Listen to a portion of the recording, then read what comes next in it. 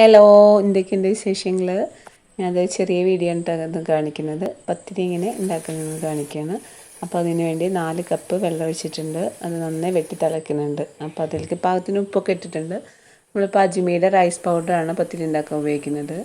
അപ്പോൾ അതിന് 2 cup rice powder എടുത്തിട്ട് നന്നായി പത്തിരി വാട്ടാൻ പോവാണ്.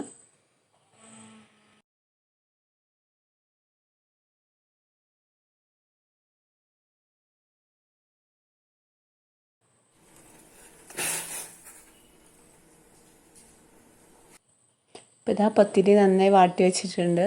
അതൊരു 10 മിനിറ്റ് ഒന്ന് അടച്ചു വെക്കണം കേട്ടോ. എന്നിട്ട് അടച്ചു വെച്ചതിന് ശേഷമാണ് നമ്മളൊരു പരന്ന തളികയൊക്കെ ഇട്ടിട്ട് ഒന്ന് ചൂടാറിയതിന് ശേഷം നന്നായി കുഴച്ചെടുക്കണം. നന്നായി നന്നായാലും പത്തിരി നന്നാവുള്ളൂ എന്ന് പറയില്ല.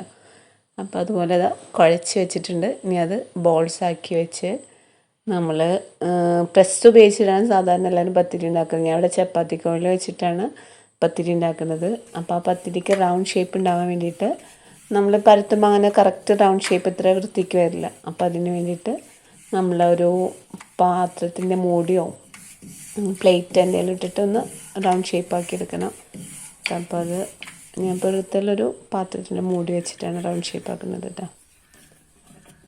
അപ്പോൾ ഇതാ പത്തിരിയൊക്കെ പരത്തി കഴിഞ്ഞിട്ടുണ്ട്. അപ്പോൾ അത് ചുടാൻ പോവാണ്. അപ്പോൾ ചുടാൻ ഫസ്റ്റ് ഒന്ന് 1 മിനിറ്റ് ഒന്ന് ചൂടാക്കുക. പിന്നെ 2 സൈഡൊന്ന് 1 മിനിറ്റ് ഒന്ന് ചൂടാക്കി തിരിച്ച് മറിച്ച് വയ്ക്കുക. പിന്നെ ഒന്ന് 2 മിനിറ്റ് ഒന്ന് ഡീപ്പായി ചൂടായതിന് ശേഷം സാധാരണ പത്തിരി പൊങ്ങി വരും.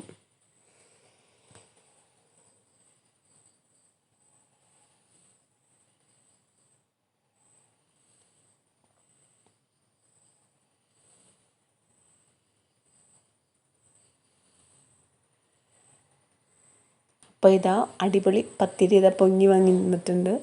ഇപ്പം നമ്മളത് തേങ്ങാപ്പാലും കറിയൊക്കെ കൂട്ടി കഴിക്കും. ഭയങ്കര ടേസ്റ്റാണ് പത്തിരി കഴിക്കാൻ. അപ്പം നിങ്ങൾക്ക് ഈ വീഡിയോ ഇഷ്ടമാവുകയാണെങ്കിൽ ലൈക്ക് ചെയ്യണം, സബ്സ്ക്രൈബ് ചെയ്യണം കേട്ടോ. ഇൻഷാ അല്ലാഹ് അടുത്ത വീഡിയോ ആയിട്ട് കാണാം. ഓക്കേ.